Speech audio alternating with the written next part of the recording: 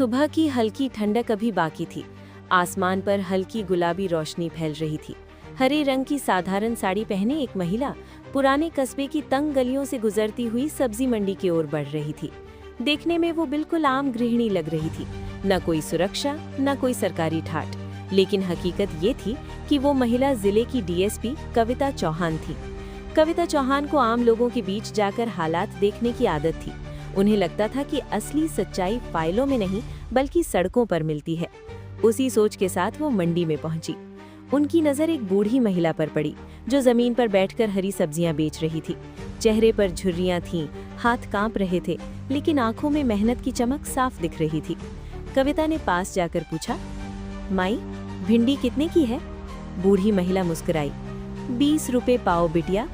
कविता ने सब्जी उठाई ही थी कि तभी वहां पुलिस की जीप आकर रुकी। जीप से उतरा सब इंस्पेक्टर महेश तिवारी, साथ में 2 सिपाही। उसकी आवाज मंडी में गूंज गई। अरे ओ, सब लोग ध्यान से सुन लो, हफ्ते का पैसा आज ही चाहिए, शाम का इंतजार नहीं करूंगा। सब्जी बेचने वालों के चेहरे उतर गए। कुछ ने चुपचाप पैसे निकालने शुरू कर दिए।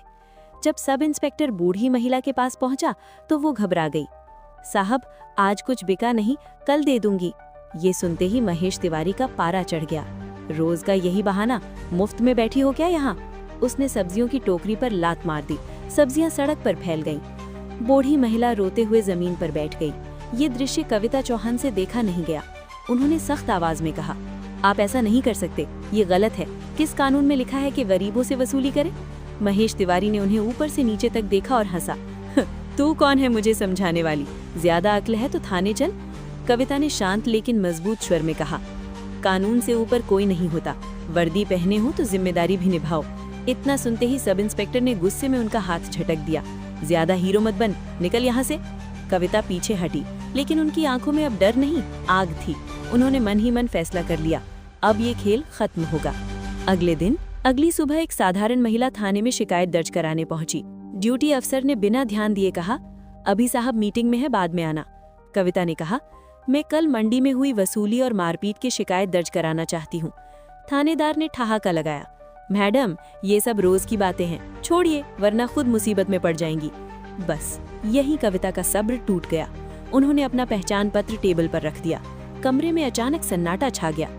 मैं डीएसपी कविता चौहान हूँ और अब ये शिकायत नहीं, कार्रवाई होगी। उसी दिन वरिष्ठ अधिकारियों की आपात बैठक बुलाई गई। कविता चौहान ने वीडियो फुटेज, ऑडियो रिकॉर्डिंग और गवाहों के बयान सबके सामने रख दिए। सब इंस्पेक्टर महेश तिवारी का चेहरा सफेद पड़ गया। आदेश साफ था, तत्काल निलंबन, विभागीय जांच, भ्रष्टाचार का मुकदमा। बूढ़ी सब्जी वाली महिला को सरकारी सहायता दी गई और मंडी में अवैध वसूली पर सख्त कार्रवाई शुरू हुई। मंडी में आज भी वही बूढ़ी महिला बैठती है, लेकिन अब डर नहीं है। और जब लोग पूछते हैं कि किसने न्याय दिलाया, वो मुस्कुराकर कहती है, एक आम सी दिखने वाली औरत ने, जो असल में कानून थी।